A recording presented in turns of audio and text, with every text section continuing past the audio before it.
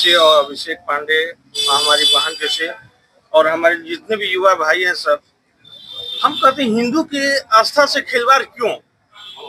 आज 80 किलोमीटर दूरी से जो है न भक्त न चल के आते हैं बाबा के दर्शन करने के लिए, रोड पर से जल क्यों चढ़ाएंगे? पिछले साल देखने को मिला था कि कुछ भक्त जन रोड पर ही जल न छोड़ के चले गए।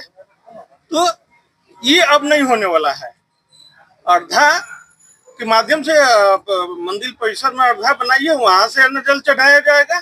ये मांग बहुत जायज है। पार्टी ऐसा कोई राजनीति करने हम लोग नहीं बैठे हैं।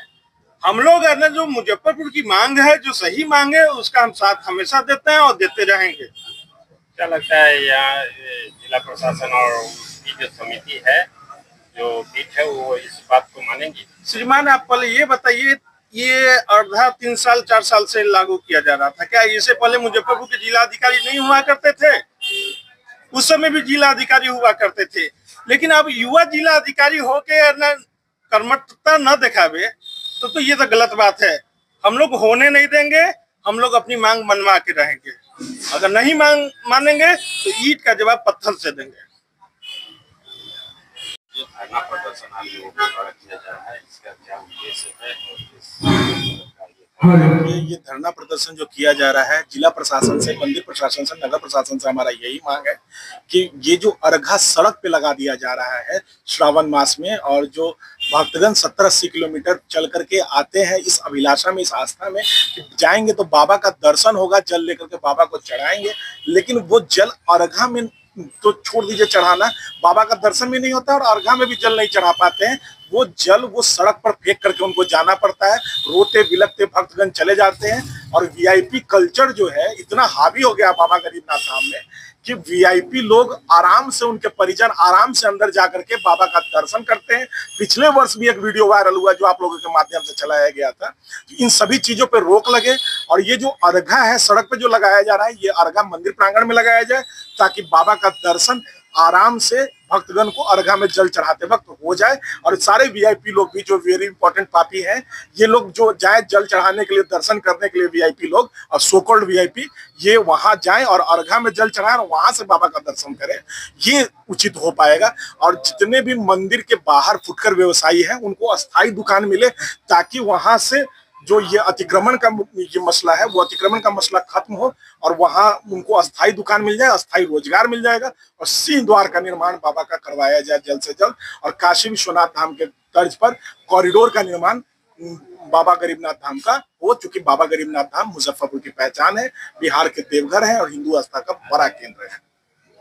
कई बार तो इस मुद्दे को उठाया गया, लेकिन किसी तरह का कोई एक्शन प्रशासन के द्वारा नहीं किया। देखिए, बीते 2 वर्षों से उठाया जा रहा है और इस बार जब अब तीसरे वर्ष में हम लोग उठा रहे हैं, मुजफ्फरपुर नवनिर्माण सेना की ओर से जब उठाया जा रहा है, ये मूल माटी मुजफ्फरपुर के सारे युवा साथी यहाँ देखेंगे आप कैमरा जब घुमाएंगे, सारे युवा साथी मौजूद हैं। जब हम लोगों को प्रशासन से ये कहा गया कि 25-50 लोगों को लेकर के आना और धरना करना है, तो हम लोगों ने ये तय किया कि हम सभी युवा ही आएंगे। और चूंकि बड़ा सौभाग्य की बात है कि जिला अधिकारी महोदय मुजफ्फरपुर के युवा हैं, उनसे ये उम्मीद करेंगे, उनसे ये निवेदन करेंगे कि बाबा का ये पुनित कार्य अपने कार्यकाल में वो करवाएं और ताकि उनको और उनके सब परिवार को बाबा का आशीर्वाद मिले और दिन रात उनकी उन्नति हो। साफ है, सावन जी ने बड़ी ही स्पष्ट शब्दों में अपनी मांगों को रखा है और मेरा उद्देश्य ये है कि उनकी ये मांगों को पूरा किया जाए, क्योंकि ये कोई राजनीतिक मांग नहीं है, कोई व्यक्तिगत लाभ का विषय नहीं है। ऐसी कोई बात नहीं है कि वो अपने व्यक्तिगत लाभ के लिए लोगों को इकट्ठा करके बैठे, नहीं।